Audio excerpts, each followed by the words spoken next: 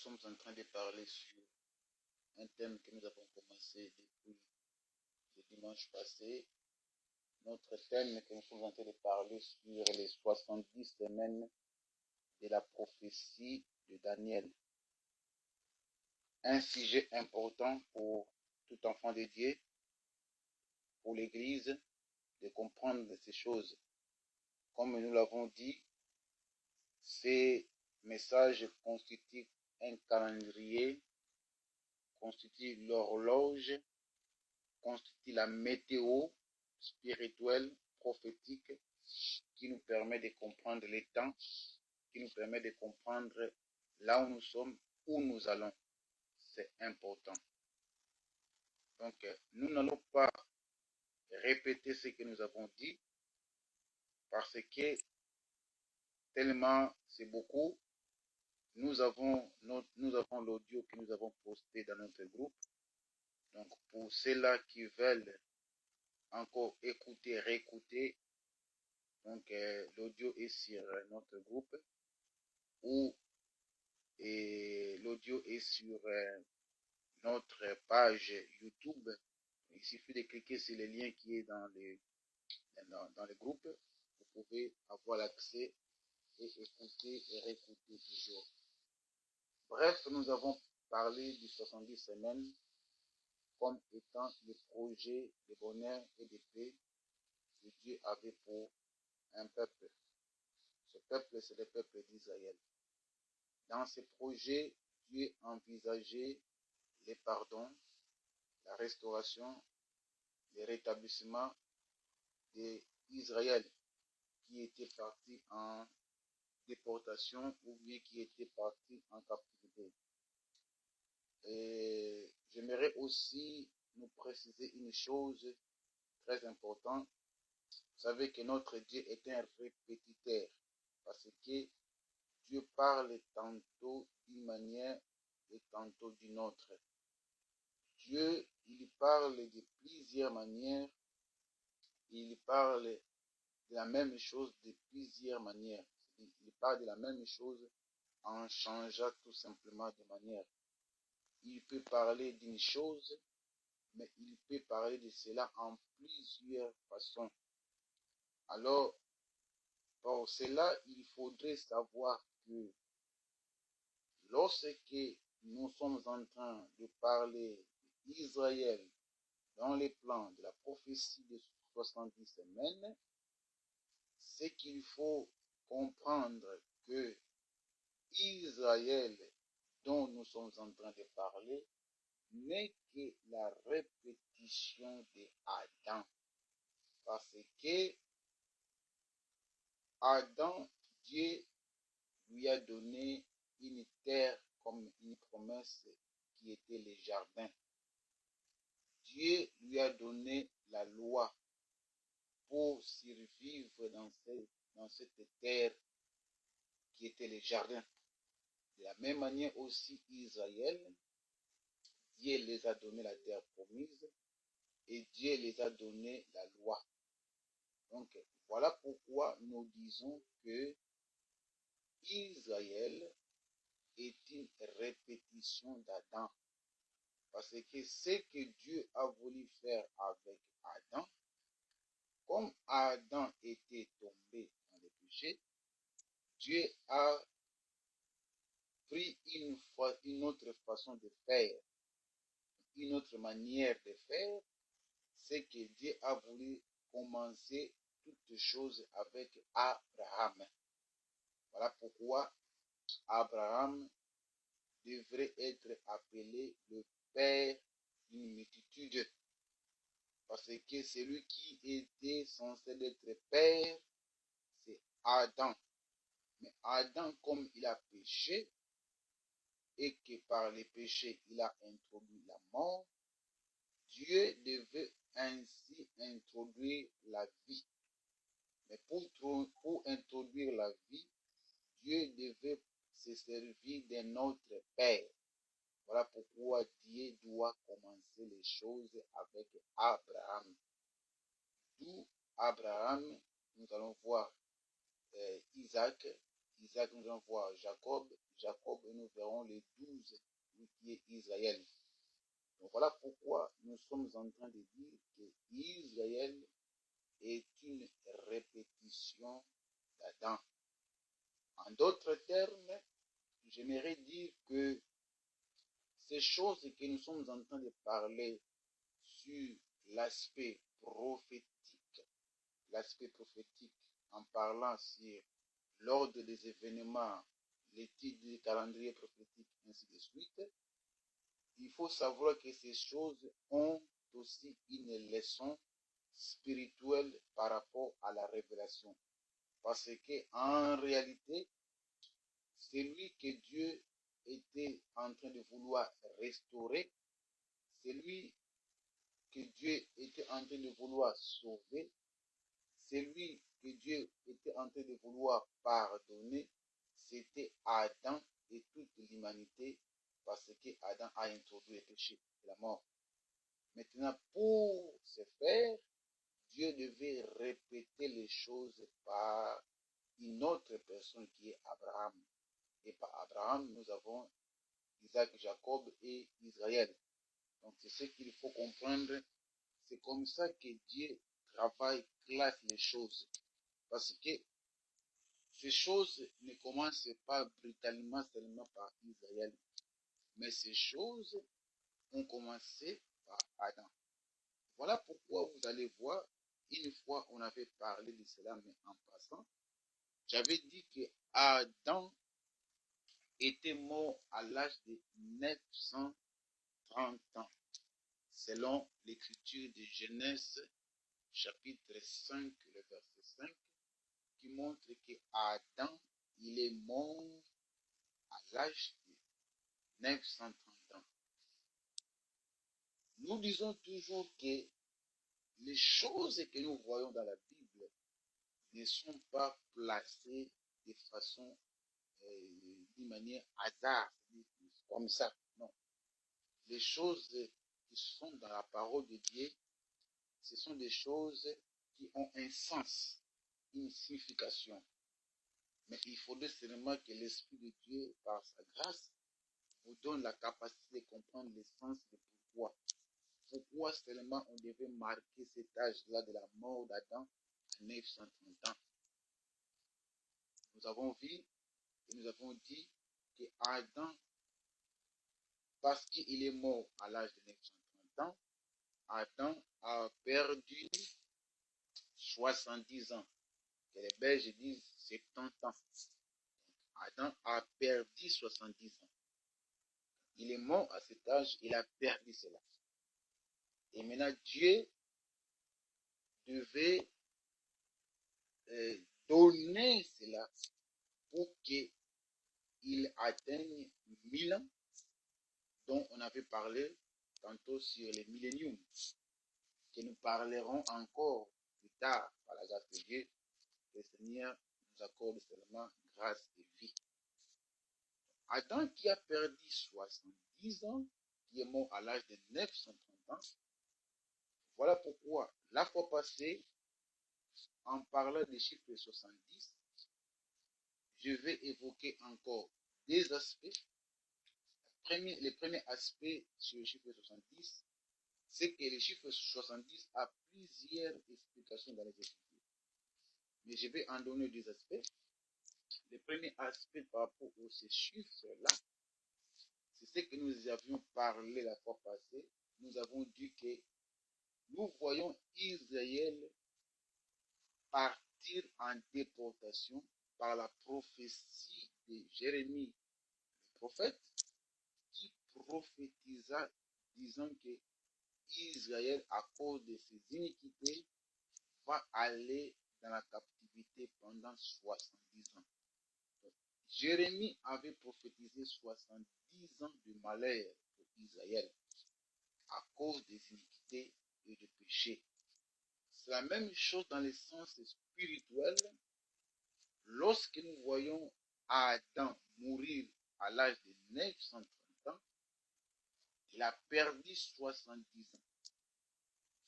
Les 70 ans là qu'Adam a perdu, dans le premier aspect, c'est ce que nous expliquons, nous voyons ces chiffres-là aussi en Israël. Nous voyons ça en Israël par rapport aux 70 ans de la déportation ou bien du malheur qu'Israël devait passer, devait vivre. Voilà pourquoi nous sommes en train de dire que Israël est une répétition d'Adam.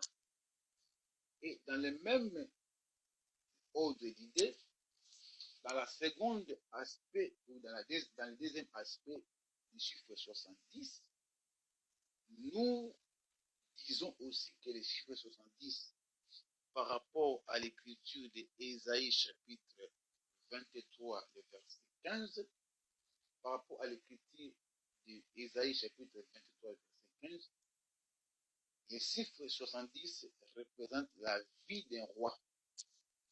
La vie d'un roi. Pourquoi ces choses? Parce que puisque Adam a perdu le règne, puisque Adam a perdu la gloire, puisque Adam a perdu cela, le règne, le salut, la gloire, il a perdu cela, donc Dieu devait travailler en conséquence pour redonner à l'homme ce qu'il a perdu. De la même manière que Israël devait aller en captivité pendant 70 ans de malheur, Dieu devait avoir un projet de bonheur, de paix. Et ce projet-là était quoi? Ce projet-là, nous avons montré que ce projet, c'est les 70 semaines. Et ces 70 semaines de la prophétie, c'est ça le projet que Dieu avait, par lesquels il va donner, rétablir, il va rétablir Israël, il va restaurer Israël, il va pardonner Israël. Or, les 70 ici, selon l'écriture d'Ésaïe chapitre 23, verset 15, chiffre 70 représente la vie d'un roi. Or, le roi qui avait 70 ans, c'est David. C'est David qui est... Pardon?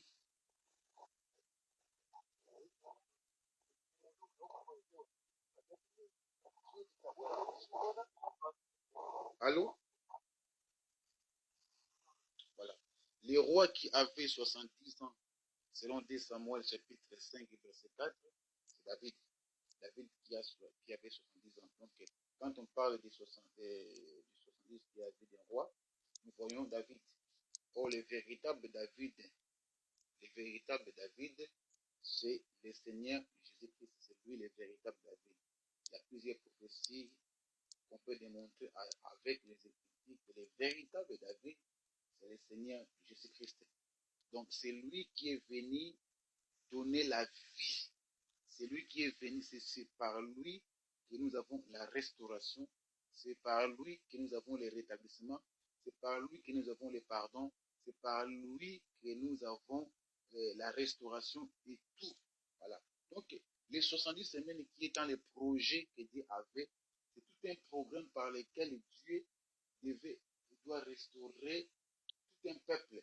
Mais spirituellement, comme je viens de parler, spirituellement, c'est lui que Dieu est en train de vouloir restaurer parce qu'Israël n'est que la répétition d'Adam. C'est lui que Dieu est en train de vouloir restaurer. C'est Adam qui est tombé à l'âge de 930 ans, qui est mort à l'âge de 930 ans et qui a perdu 70 ans pour compléter 1000 ans. Donc maintenant, le Seigneur Jésus, comme étant le véritable David, doit venir pour donner sa vie. Donc, la vie qu'il va donner, c'est ça, la valeur de cette vie dans les langages de la prophétie. Dans les langages prophétiques, la valeur de cette vie a la valeur du chiffre 70 qui va compléter ce que Adam a perdu pour qu'on puisse parler du règne de 1000 ans, pour qu'on puisse parler du millénium ou le règne millénaire. Alors, voilà, bien aimé, c'est que nous sommes en train de continuer à parler sur les 70 semaines de la prophétie de Daniel. Alors, nous avons dit tantôt qu'il faut être attentif à la prophétie. parce que c'est par la prophétie que Daniel a compris et c'est par la prophétie que Daniel pouvait orienter sa prière. Voilà. C'est par la prophétie que Daniel pouvait orienter sa prière. Voilà pourquoi, si aujourd'hui, même au milieu de nous, il y a des prophètes qui doivent s'élever, ces prophètes-là, ils doivent être là pour nous orienter dans une bonne direction pour savoir faire la prière. Parce que si quelqu'un ne prie pas conformément à la situation auquel il est en train de passer, voilà pourquoi on peut prier longuement, on peut prier abondamment, on peut prier beaucoup, mais sans pourtant vivre en réalité ce qu'il faut vivre. Voyez? Parce que l'Écriture montre toujours, lorsque nous lisons dans le livre des Romains, on dit, puisque nous ne savons pas toujours ce qu'il convient à demander à la prière, c'est que il y a des choses qui convient à demander dans la prière. Mais Paul dit, puisque nous ne savons pas toujours ce qu'il faut demander dans la prière, voilà pourquoi le Saint-Esprit, il intercède pour nous par des soupirs inexprimables. Donc, par là, qu'est-ce que je veux dire? C'est qu'il y a des choses qu'il faut savoir demander. Maintenant, pour comprendre ces choses-là, il faut avoir égard à la prophétie. Et quand je parle de la prophétie ici, ce n'est pas la prophétie les prophéties aléatoires, mais la prophétie ici, par excellence, c'est d'abord la parole de Dieu, c'est l'enseignement de la parole qui est la prophétie par excellence. Parce que Daniel avait lu, avait vu dans le livre, il a vu dans ce que le prophète Jérémie a parlé. Et par rapport à cela, il a compris que la prière qu'il faut par rapport à cette situation, c'est la prière de confession. Pour sortir de cette situation, il faut la prière de confession, il faut implorer le pardon. Et c'est à la suite de cela que Dieu va donner maintenant les programmes, va donner les plans, va donner les projets que Dieu avait pour ce peuple-là, les projets qui est les 70 semaines, par lesquels il devait restaurer, par lesquels il devait pardonner, par lesquels il devait guérir, par lesquels il devait délivrer ses peuples, par lesquels il devait rétablir ses peuples. Donc c'est très important, bien aimé, d'avoir égard à la prophétie de la parole de Dieu, l'enseignement, de comprendre ce que Dieu veut pour nous à chaque situation, à chaque position, à chaque chose dans nos vies, comprendre ce que la volonté de Dieu par rapport à sa parole. Mais toutefois, il y a aussi des prophéties, personnelles, des prophéties particulières. C'est-à-dire une prophétie qui est adressée à une personne particulièrement. Mais je vais dire ceci, lorsque on te dit une prophétie, avant de confirmer, avant d'affirmer cette prophétie, il faut jauger cette prophétie par rapport à la parole de Dieu. Parce que toute prophétie qui n'est pas vérifiable à la parole n'est pas une prophétie véritable. Parce que la parole de Dieu est éprouvée. La Bible déclare que la parole de Dieu est éprouvée. La parole de Dieu est vraie. C'est-à-dire que nous n'avons pas une autre unité de mesure auquel nous pouvons vérifier, vérifier ce qu'on nous dit, si ce n'est que la parole de Dieu. On te donne une prophétie, il faut peser d'abord cette prophétie, on t'a dit par rapport à la parole. Si la prophétie est contradictoire à la parole de Dieu, c'est que ce n'est pas une prophétie. Même si on te dit des choses qui te font plaisir, mais si ça ne tient pas debout avec la parole de Dieu, c'est que c'est faux. Donc il faut que nous, les enfants de Dieu, nous ne devons pas être des sentimentalistes, des gens qui sont emportés par des sentiments, parce qu'on m'a dit quelque chose qui me plaît, parce qu'on m'a dit quelque chose qui sonne bien. Ok, d'accord. Voilà pourquoi beaucoup de gens, avec beaucoup de prophéties, mais des prophéties qui ne seront jamais accomplies. Pourquoi? Parce que ce ne sont pas des prophéties, ce sont des paroles en l'air, des paroles qui sont données comme ça, qui n'ont pas les fondements, qui ne sont pas posés, qui ne sont pas vérifiables à la parole de Dieu. C'est très, très important. Donc, j'ai voulu préciser cela pour que nous puissions savoir qu'il existe, il est possible que Dieu donne une prophétie d'une façon particulière à chacun de nous, mais cette prophétie-là, qui peut venir par la bouche d'un serviteur, ou par des songes, ou par quelqu'un, un message quelconque. Toutefois, quand tu reçois un message, vérifie cela, pèse ça d'abord par rapport à la parole. Il faut voir cela à l'égard de la parole. Que dit la parole par rapport à ce que m'a dit? Que dit la parole par rapport à ce qui a été dit?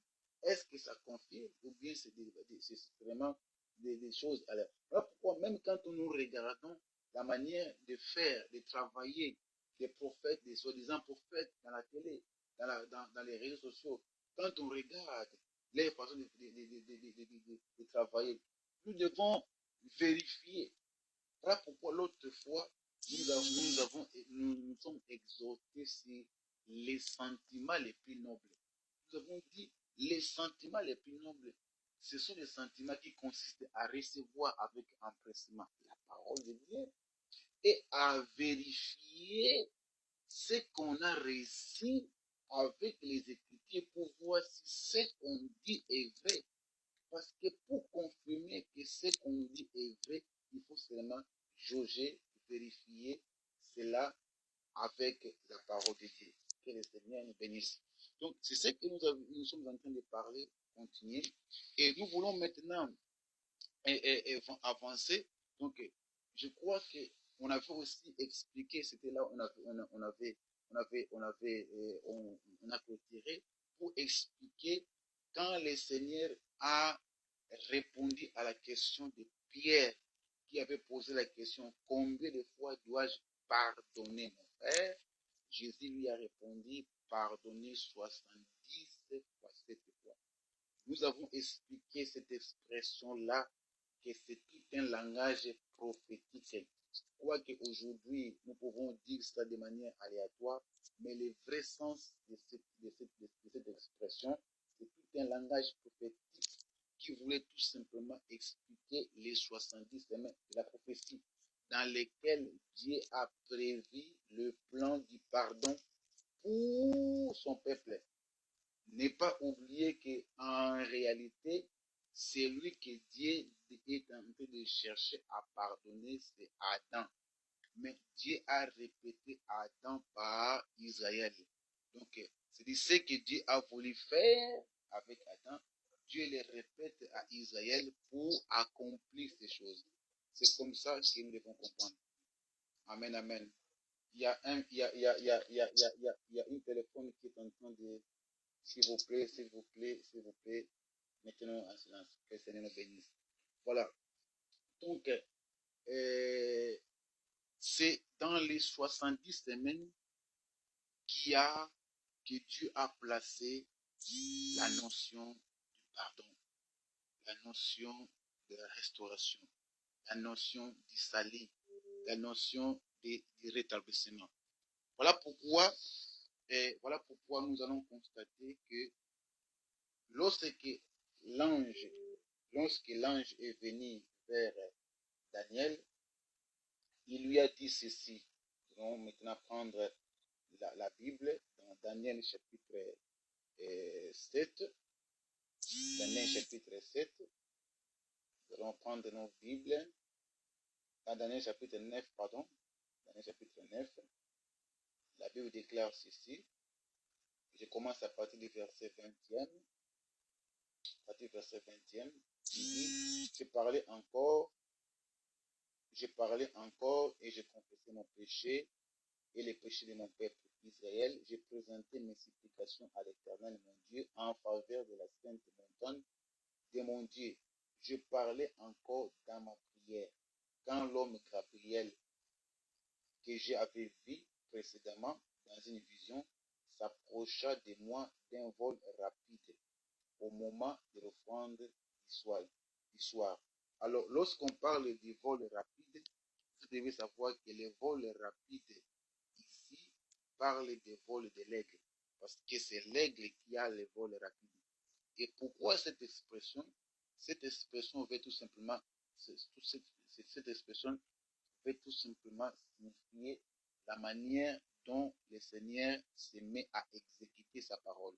C'est-à-dire la manière dont Dieu exécute avec promptitude sa parole, c'est-à-dire avec beaucoup de soins, avec beaucoup de vigilance, avec beaucoup de précision, qui veut accomplir, qui veut exécuter sa parole. Voilà pourquoi on parle ici que l'homme Gabriel s'est approché de lui d'un vol rapide. C'est pour signifier tout simplement la manière par laquelle Dieu se met à accomplir sa parole. Parce que dans le livre de Psaume chapitre 147, il est écrit que Dieu envoie ses ordres sur la terre et sa parole court avec vitesse. Parce que nous savons que ce qui a, une vitesse plus élevée que même les TGV, même l'avion, c'est la parole. Il dit, j'envoie mes ordres de la terre et ma parole court avec vitesse.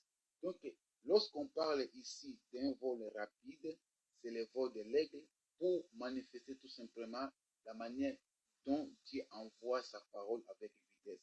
J'aimerais dire à quelqu'un ce soir, ce que Dieu a dit dans nos vies s'accomplira en son temps. Et s'accomplira de manière précise dans nos vies en son temps. C'est pourquoi, bien-aimés, il faut que nous nous accrochions toujours à la parole. Nous accrochons toujours au Seigneur. Parce que autant marqué par le Seigneur, Dieu nous visitera. Dieu nous visitera d'une manière ou d'une autre. Vouloir ou pas, le Seigneur te visitera. Même si aujourd'hui, tu vois les choses, c'est comme si ça ne marche pas. Mais il faut toujours espérer, continuer à garder la foi à l'Éternel et Dieu nous visitera. La fois passée, nous avons souligné quelque chose par rapport à une question qui a été posée. Deux fois, des choses tardent dans nos vies. Peut-être parce que nous avons manifesté de l'immaturité. Quand Dieu voit que nous sommes encore immatures, voilà pourquoi il y a certaines choses, ça tarde pour que ces choses s'accomplissent. Dieu veut tout simplement nous ramener, nous interpeller, nous ramener dans l'ordre pour que nous puissions saisir, comprendre que ça, c'est ma saison. Ça, c'est à moi. Ça, c'est ce qui me convient. C'est voilà pourquoi certaines choses tardent. Parce que Dieu veut que nous comprenions. Dieu veut que nous atteignions la maturité par la grâce de Dieu. Alors, je continue à lecture. Alors, Gabriel, il vient, il m'instruisit, s'entretenir avec moi. Il me dit, Daniel, je suis venu maintenant pour ouvrir l'intelligence. Bien-aimé dans le Seigneur, même si ici on parle de Gabriel qui vient pour ouvrir l'intelligence de l'année, mais lorsque nous prenons l'écriture de 1 Jean chapitre 5, les versets 20 et 21, nous allons comprendre que la Bible déclare que le Fils de l'homme est venu. Il nous a donné l'intelligence. Nous comprenons qu'en réalité, c'est lui qui donne l'intelligence. Ce n'est que le Seigneur Jésus-Christ. C'est lui qui donne l'intelligence. Et l'intelligence, c'est connaître les véritables. C'est que celui qui n'a pas la connaissance des véritables, c'est qu'il n'a pas encore l'intelligence. L'intelligence n'est pas le fait de savoir calculer. L'intelligence n'est pas le fait de savoir faire l'arithmétique ou bien les cosinus ou bien la tangente ou bien je ne sais pas quoi. Mais l'intelligence, selon les Écritures, selon la parole, c'est avoir la connaissance du véritables. C'est avoir la connaissance du programme de Dieu. C'est avoir l'explication des choses. C'est ça l'intelligence. Parce que dans le livre d'Ecclésiaste, chapitre 8, on dit qui est sage si ce n'est que celui qui a l'explication des choses. Celui qui est sage, celui qui est intelligent, c'est celui-là qui a l'explication de la parole, l'explication des choses. Aujourd'hui, beaucoup ont la parole, beaucoup ont les Écritures, beaucoup lisent la parole, mais peu ils ont l'explication de la parole. Mais vous devez savoir, mes bien-aimés, que la vie, la compréhension, les salis, Dieu l'a placé dans la compréhension ou bien dans l'explication de la parole. Voilà pourquoi le Seigneur dira que je leur parle en parabole pour que même s'ils écoutent, ils ne comprennent pas, afin que je ne les guérisse pas. Donc, c'est que la guérison, le salut, se trouve dans la compréhension. Si vous ne comprenez pas les Écritures du Seigneur, la parole de Dieu, alors vous êtes encore loin du salut, loin de la guérison, loin de la vie éternelle. Voilà pourquoi ce soir, même quand nous allons prier, notre prière, c'est que le Seigneur nous donne l'intelligence. Le Seigneur nous ouvre l'intelligence de comprendre la parole. Daniel, on lui a ouvert l'intelligence. Et il dit, lorsque tu as commencé à prier, la parole est sortie. Et je viens pour te l'annoncer car tu es un bien-aimé. Parce que ces choses ne sont que pour les bien-aimés. Si tu n'es pas un bien-aimé, ces choses n'est pas pour toi. Voilà pourquoi la compréhension des choses de Dieu n'est pas donnée pour tout le monde, n'est donnée que pour les bien-aimés du Seigneur. Alors, l'ange va lui dire, sois attentif à la parole et comprends la vision. Sois attentif et comprends la vision. 70 semaines ont été fixées sur ton peuple et sur la ville sainte. Donc, ici, nous comprenons qu'on fixe les 70 semaines pour le peuple d'Israël et pour la ville sainte. Voilà pour la raison pour laquelle on fixe. Mais je vous ai dit que spirituellement parlant, en réalité, c'est l'homme, les 70 semaines ici étaient aussi un programme pour la restauration de l'homme Adam. Quand je parle d'Adam, je vois aussi toute l'humanité derrière Adam, que Dieu était en train de restaurer. Dieu voulait restaurer sur le plan spirituel. Mais Dieu va reprendre ces choses de manière physique par un peuple qui est Israël. Mais spirituellement, en réalité, spirituellement, c'est lui que Dieu est en train de restaurer, c'est Adam. Amen, amen. Gloire au Seigneur. Alors, il dit 70 semaines fixées pour son peuple et pour la ville sainte, pour faire cesser les transgressions et mettre fin au péché. Voilà. Donc ici, je vais expliquer brièvement sur les quatre objectifs qui seront poursuivis dans les 70 semaines. Je vais parler sur ces quatre objectifs. Après ces quatre objectifs, je vais on va finir sur quand est-ce que le 70 semaines va commencer. On va voir par rapport au temps qui va nous être imparti. Les premiers objectifs sur qui sera poursuivi ou qui doit être fait dans les 70 semaines, c'est d'abord faire cesser la transgression, mettre fin au péché. Ça, c'est le premier objectif. Il dit, pour faire cesser les transgressions et mettre fin au péché. Ça, c'est le premier objectif qui doit être poursuivi dans ces programmes de 70 semaines. Maintenant, quand on dit faire cesser les transgressions, c'est ça, mettre fin au péché. Pourquoi? Parce que le péché, par définition, c'est la transgression de la loi. Selon 1 Jean chapitre 3, verset 4. Lorsque l'ange, parce que ici, c'est l'ange lui-même est en train de définir les objectifs qui seront poursuivis dans les 70 semaines. C'est l'ange, en donnant l'explication à Daniel, c'est lui-même qui est en train de faire la répartition, les classements, de donner les classements des choses. Voilà pourquoi même lorsque nous avons dit qu'il y a 7 semaines, 70 semaines et une semaine, ces trois répartitions que nous avons données la fois passée, ce n'est pas nous qui avons imaginé. Ce n'est pas nous qui avons dit que c'est comme ça. Non, cette répartition-là, c'est l'intelligence que l'ange donne à Daniel. C'est l'intelligence que l'ange explique à Daniel, il donne à Daniel.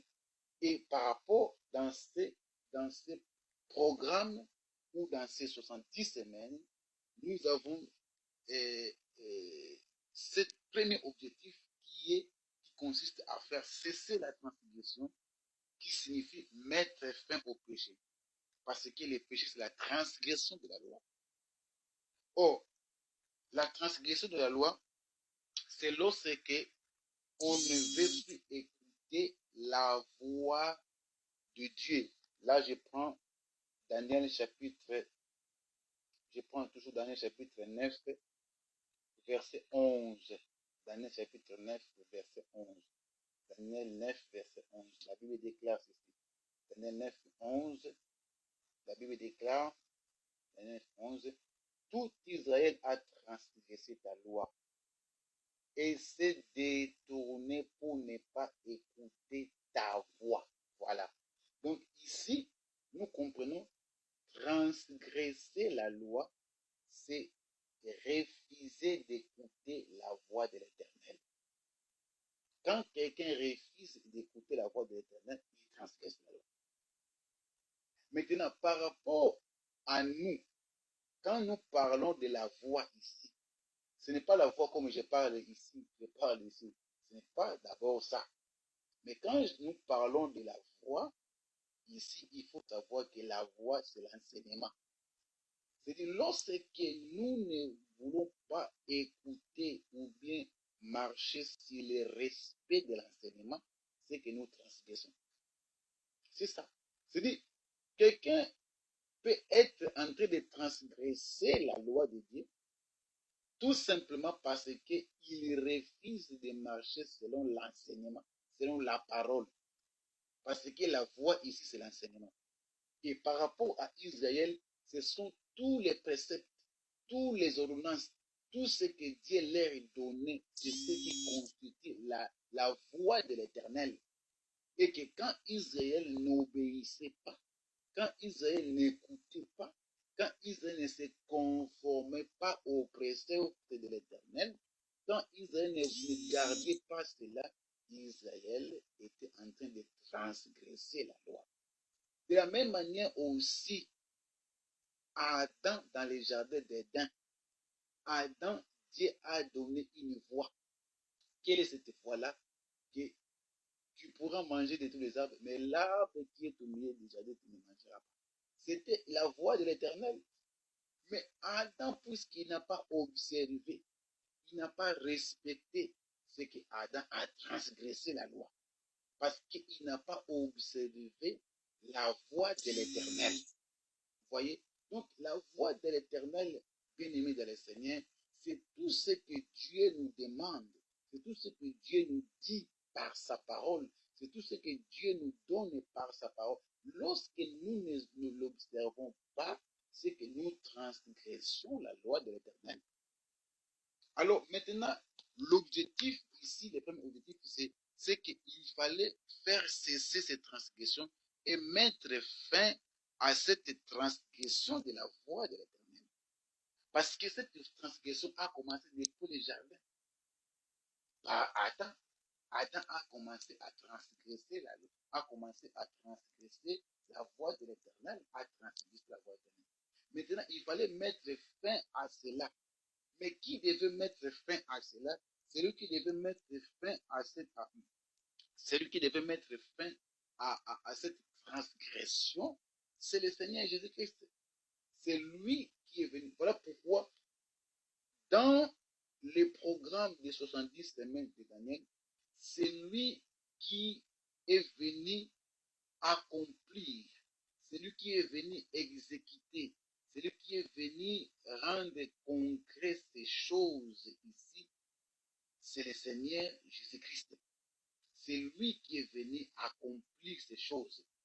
Donc c'est par lui, lorsque nous croyons en lui, lorsque nous mettons notre foi en lui, lorsque nous l'acceptons et lorsque nous marchons selon sa parole, c'est que nous quittons la transgression.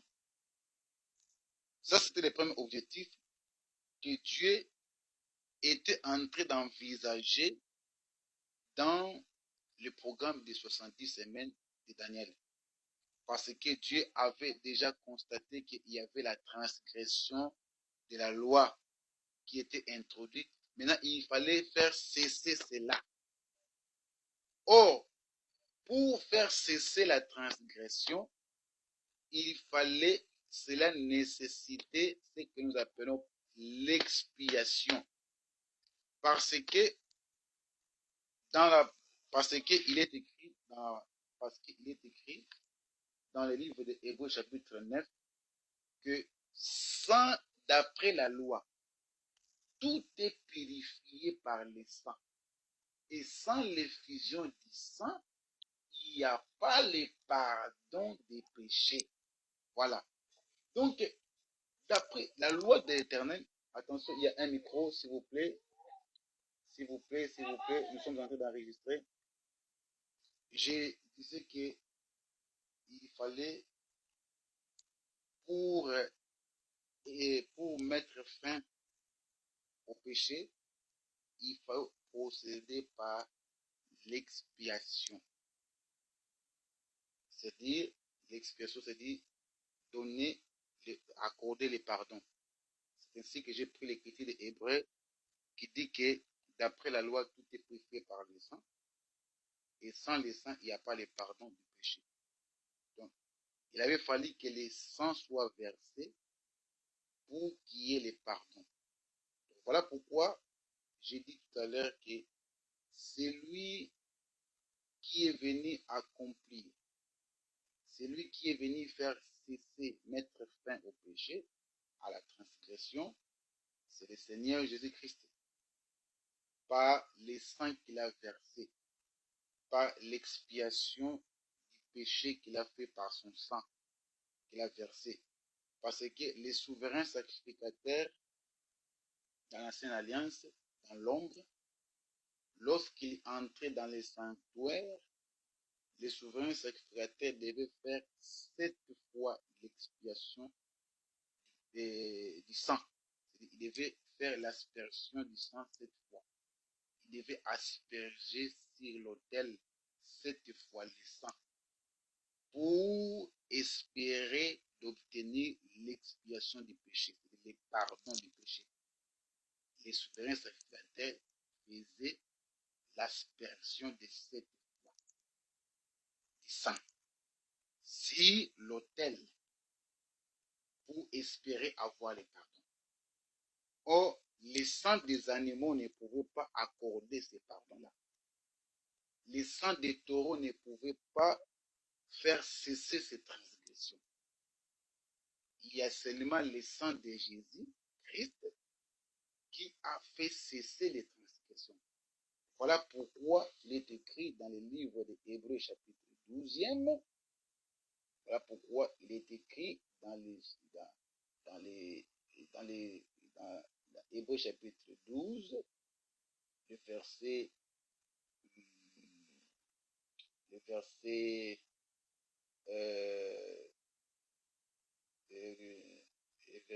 2, voilà, verset 24, Hébreux 12, verset 24, je commence à verset 23, que l'assemblée des premiers-nés inscrits dans les cieux, du juste qui est le Dieu de tous, des esprits des justes parvenus à la perfection, de Jésus qui est le médiateur de la nouvelle alliance, et du sang de l'aspersion qui parle mieux que celui d'Abel. Voilà. Du sang de l'aspersion qui parle mieux que celui d'Abel. Voilà. Donc, par cette écriture, nous comprenons que le sang de Jésus, c'est aussi le sang d'aspersion. C'est le sang qui était aspergé pour nous accorder le pardon, pour que nous obtenions l'expiation du péché, pour que par ce sang-là, qu'il arrive à mettre fin au péché. C'est par ce sang-là.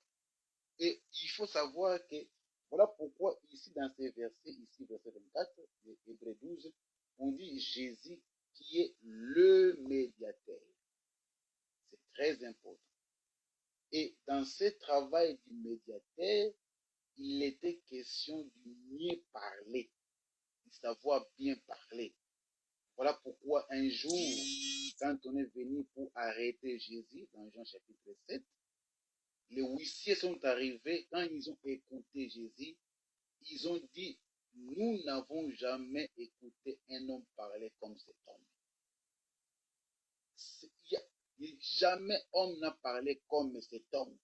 Jamais, jamais homme n'a parlé comme lui. On entend parler, on entend les hommes parler. Mais celui-ci, quand il a parlé, il n'y a aucun homme qui parle comme lui. Parce que dans ce travail comme médiateur, il était question de celui qui sait parler, qui pouvait parler.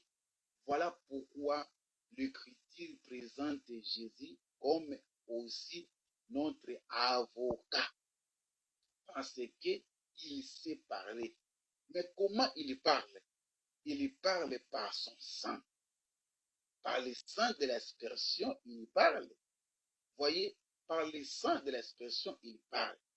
C'est pourquoi, de la même manière que les souverains sacrificateurs faisaient cette fois l'aspersion du sang, Jésus aussi, sur la croix, a fait l'aspersion de son sang pour que par les sangs, par ces sangs-là, qu'il puisse obtenir pour nous les pardons du péché.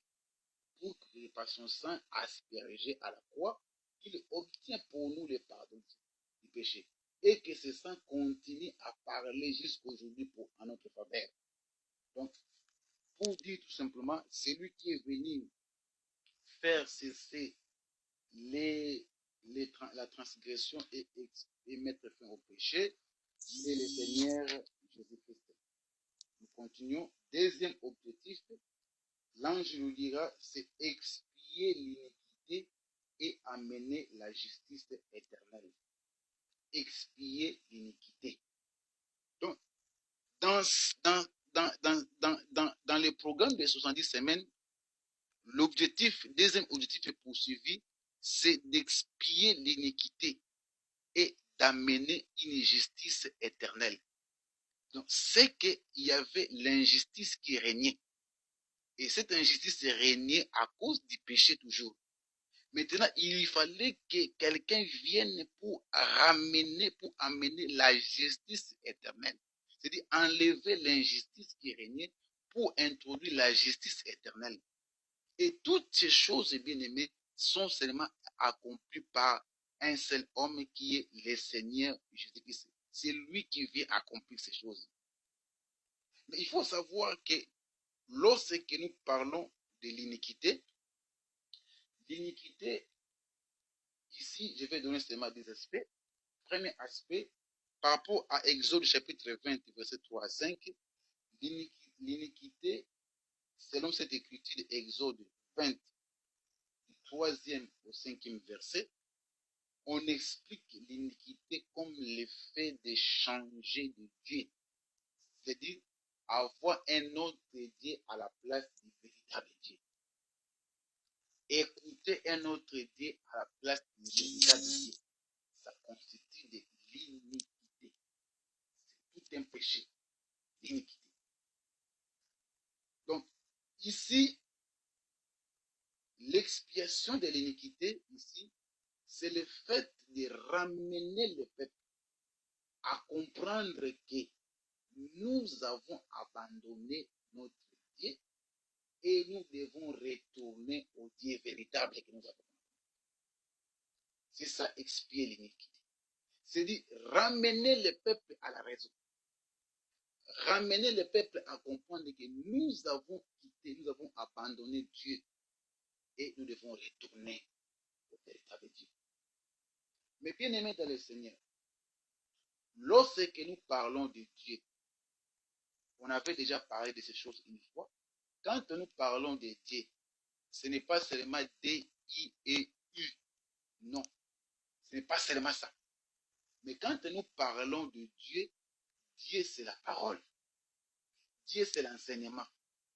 Dieu c'est tous ces préceptes que Dieu et le Seigneur a donnés. Voilà pourquoi l'autre fois nous avons dit quand l'apôtre Paul parlait sur, il parlait sur la sanctification, je ne sais pas si je peux trouver encore, ces versets-là pour que ça nous facilite la tâche d'explication, que ça nous fasse grâce. Voilà. 1 Thessaloniciens chapitre 4, le verset 8. 1 Thessaloniciens chapitre 4, le verset 8. Vous pouvez commencer à partir du verset 1, vous descendez jusqu'au verset 8. Moi, je lis seulement le verset 8. Celui qui rejette ses préceptes ne rejette pas un homme, mais Dieu. Voilà. Donc, ici, nous comprenons que le précepte que Paul est en train de parler, c'est Dieu. Parce que lui-même, il dit, celui qui rejette ses préceptes ne rejette pas un homme, mais rejette Dieu. Voilà pourquoi il disait que Dieu, ce n'est pas seulement D-I-E-U, mais Dieu ici, c'est tous les préceptes, les enseignements que nous recevons, c'est Dieu. C'est-à-dire, quand nous rejetons seulement un enseignement, quand nous bafouons un enseignement, nous bafouons, nous rejetons Dieu. Donc, l'iniquité, selon Exode, c'est changer de Dieu. Aller vers un autre enseignement. Abandonner l'enseignement véritable. Lorsque nous sommes en train de présenter l'enseignement véritable, qui est l'enseignement des apôtres, et que nous abandonnons cet enseignement pour aller vers un autre enseignement, nous sommes en train de commettre l'iniquité. C'est comme Israël, lorsqu'ils abandonnaient les lois de l'Éternel et les ordonnances de l'Éternel pour aller s'attacher aux autres dieux, c'est qu'ils commettaient l'iniquité. Et Israël, leur iniquité qu'ils ont encore commis, c'est lorsqu'ils ont rejeté le Messie. Vous voyez, quand ils ont rejeté le Messie, quand on leur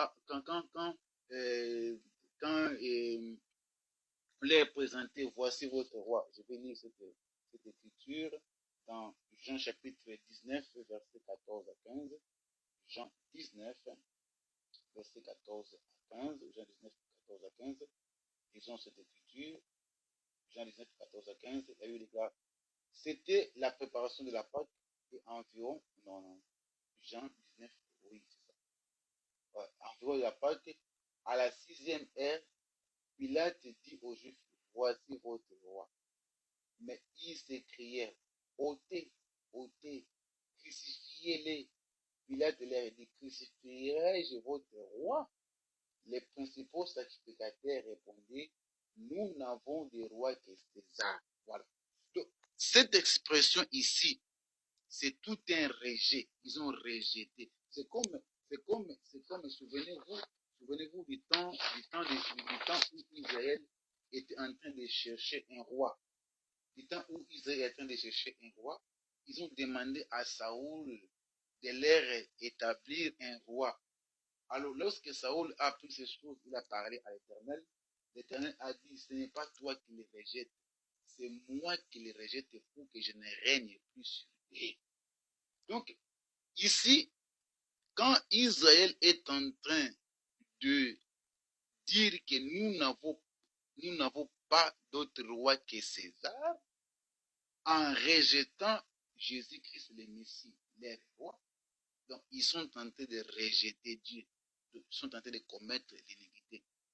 Maintenant, quand nous disons faire cesser, c'est-à-dire dans les programmes de 70 semaines, voilà pourquoi Israël, Jésus-Christ doit revenir pour Israël, Jésus-Christ doit revenir pour eux, afin de leur donner la compréhension, de répandre sur eux l'esprit de grâce, pour qu'ils reconnaissent celui qu'ils ont rejeté, pour qu'ils reconnaissent celui qu'ils ont crucifié. Voilà. Parce que ici, c'est eux qui sont en train de dire crucifier, crucifier, ôter, ôter. C'est-à-dire, ils sont en train de crucifier les rois.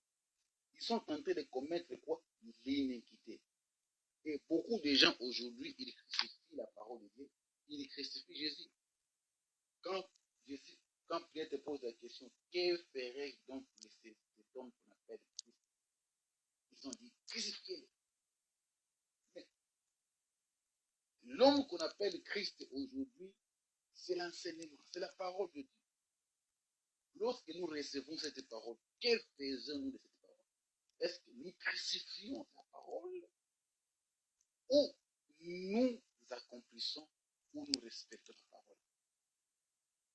Beaucoup parmi nous, nous crucifions la parole pour des choses éphémères, pour des choses inutiles, pour des choses terre à terre.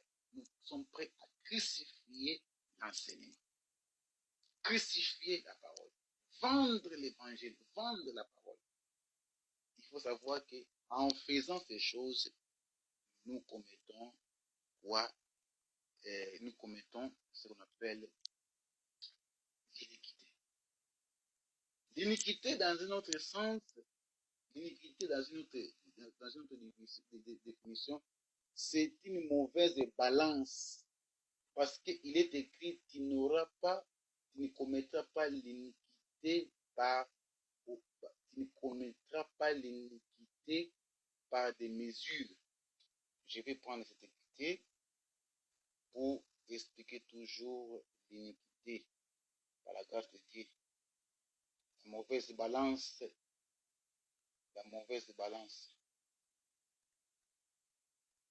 Que le Seigneur nous aide à trouver rapidement cette écriture. Tu ne commettras pas point d'iniquité dans les jugements. Tu devras point les gars. Ok, voilà, c'est ça. Lévitique chapitre 19, le verset 35. Il est écrit, vous ne commettrez point d'iniquité ni dans les jugements, ni dans les mesures des dimensions, ni dans les poids, ni dans les mesures des capacités. Donc, c'est qu'on peut commettre l'iniquité par une fausse balance. On peut commettre l'iniquité par une fausse mesure. Mais il faut savoir que ces choses que j'explique ici, ce ne sont pas des mesures physiques, quoique, comme à l'époque, je me souviens, à l'époque, quand nous on ici, vous allez acheter, par exemple, vous allez acheter un verre de riz, mais les vendeurs avaient le système, ils vont prendre un peu de la bougie, ils vont allumer la bougie et puis ils vont commencer à mettre un peu, former une couche à l'intérieur de ce verre pour essayer de réduire le volume. Donc, toi, quand tu viens, tu ne sais pas, tu sais seulement que ça c'est un verre. Tu regardes comme ça c'est un verre. Mais à l'intérieur, on a déjà truqué. On a déjà rempli une couche à l'intérieur qui fait que lorsqu'on va prendre, ça ne sera pas réellement un verre. C'est-à-dire, on va te donner, à la place de donner un verre, peut-être que ce sera un demi-verre. C'est-à-dire, on a enlevé ici, cette couche qu'on a mis en bas là-bas, va occuper toute la partie, une grande partie qui va réduire le volume de ce que tu devrais recevoir. Donc, ça, c'est aussi une fausse balance, une fausse mesure. Mais aussi, nous devons comprendre que la mauvaise balance que nous sommes en train de parler ici, nous allons voir encore cela plus loin, lorsque, si le Seigneur nous fait grâce, quand nous toucherons sur les 7 sceaux, nous verrons ce cavalier-là qui sort avec une fausse balance à sa main, qui ne respecte pas les mesures. Parce qu'aujourd'hui, il y a des serviteurs, des enfants de Dieu qui ne veulent pas respecter les mesures, respecter les dimensions, respecter les mesures qui sont établies dans les Écritures. Lorsqu'on ne respecte pas les mesures établies dans la parole de Dieu, c'est que nous commettons l'iniquité. Nous commettons l'iniquité. Beaucoup sont pris dans ces pièges. Et lorsque je parle ici, le respect des mesures, c'est seulement le respect des Écritures, respect de la parole de Dieu, respecter la parole de Dieu. lorsque quelqu'un ne respecte pas le Messie, c'est-à-dire il falsifie la parole. Parce que Paul dit, nous ne sommes pas de ceux-là qui falsifient les Écritures de la parole. Parce qu'il y a de ceux-là, il y a des gens qui triquent, ils font des tricages de la parole. C'est-à-dire, vous allez voir, c'est comme si c'est ça, mais en réalité, ils ont déjà triqué les choses. Ce n'est pas la bonne version des choses qu'ils présentent. Ce n'est pas vrai.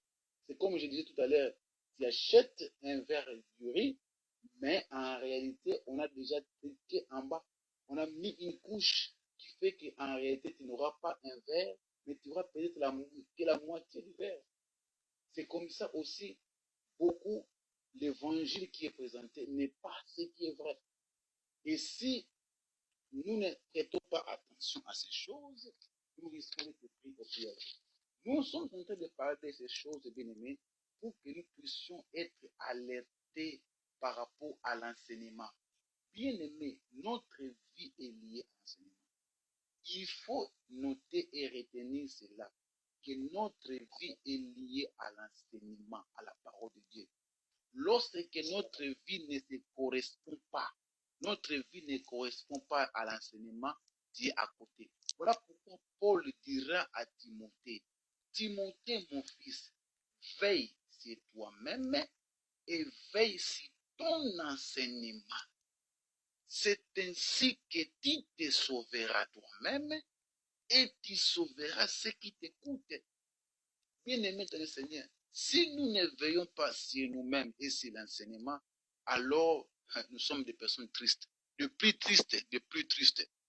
Nous sommes des personnes tristes parce que nous devons veiller sur nous-mêmes et sur notre enseignement.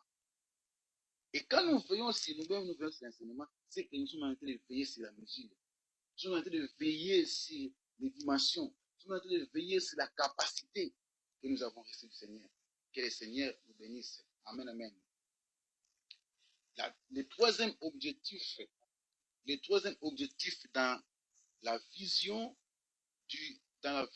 des 70 semaines de Daniel, c'est de sceller la vision et la prophétie.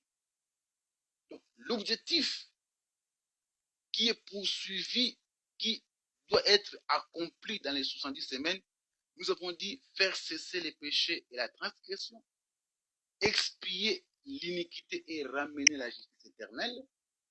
Troisième objectif qui doit être accompli dans les 70 semaines, c'est sceller la vision et la prophétie. Le terme scellé a plusieurs significations. Si nous prenons Esther chapitre 8, le verset 8, le terme scellé signifie authentifier, valider ou confirmer. C'est-à-dire valider ou confirmer quelque chose. C'est ça aussi le terme scellé. Le terme scellé peut aussi signifier fermer.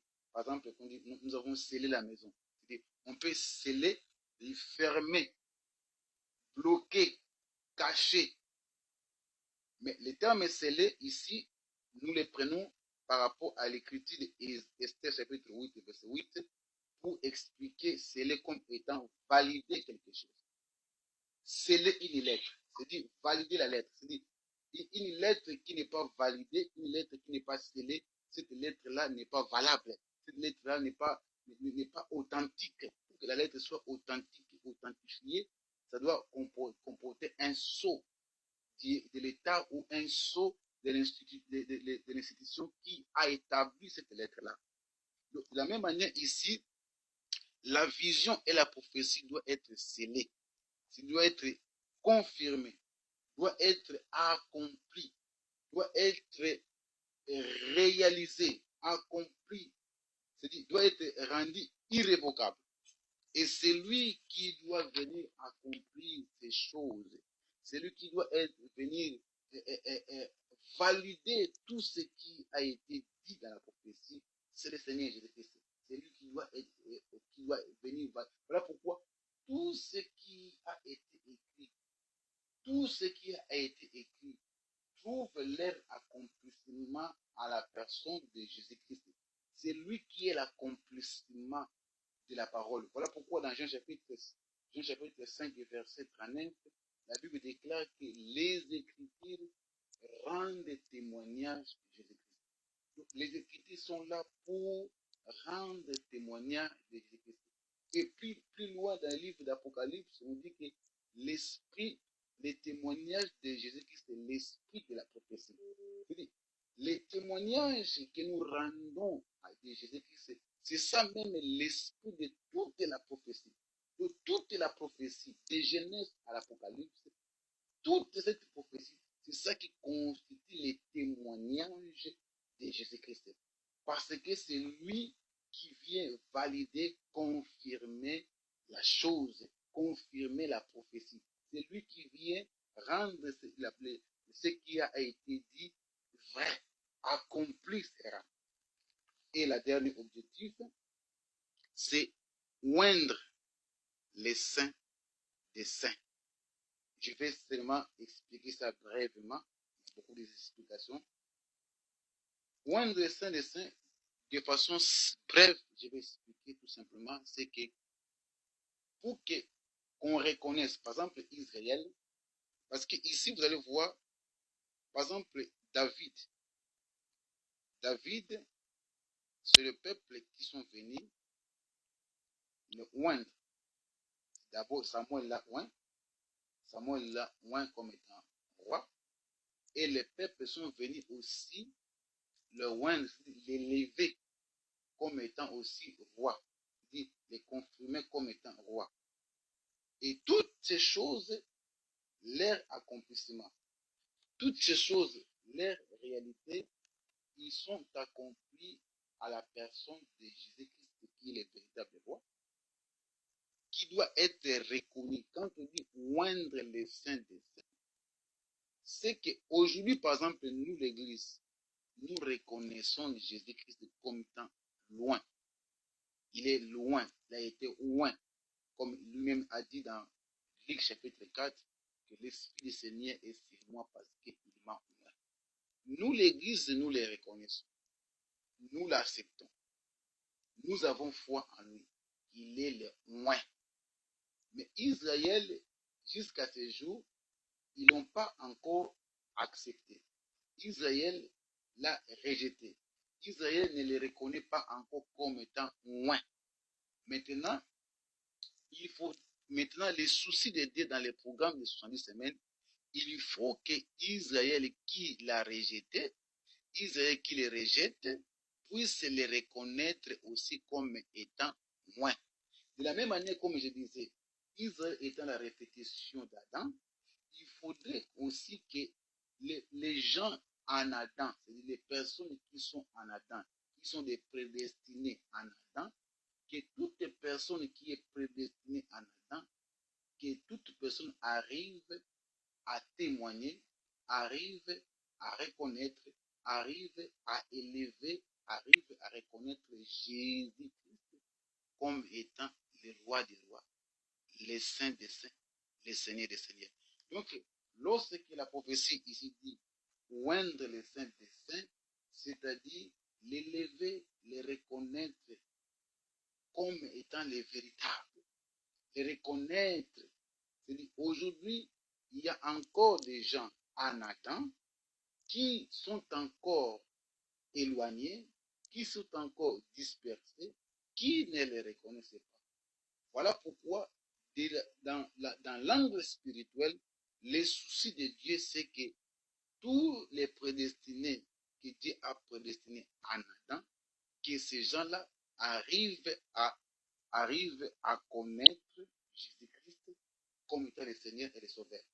De la même manière aussi pour Israël, puisque ce programme, ce plan a été établi à Israël, il faut que Israël, qui a rejeté le Seigneur, qui a rejeté le Seigneur, qui a méconnu les véritables rois, il faut que Israël, en ce temps-là, quand le Seigneur reviendra, puisqu'il reprendra sur eux l'esprit de grâce, pour qu'ils reconnaissent celui qu'ils ont rejeté, celui qu'ils ont crucifié, et qu'ils puissent l'élever comme étant les véritables. Donc voilà un peu les plans, les objectifs. Comme je disais qu'il y a tellement beaucoup de choses dans le 70 semaines. Voilà déjà les objectifs qui sont poursuivis, qui doivent être accomplis dans, dans ces programmes de 70 semaines, dans cette prophétie de 70 semaines. Mais par rapport à tous ces points, déjà, faire cesser le péché et la transgression, ça a été accompli. Expier l'iniquité et ramener la justice éternelle.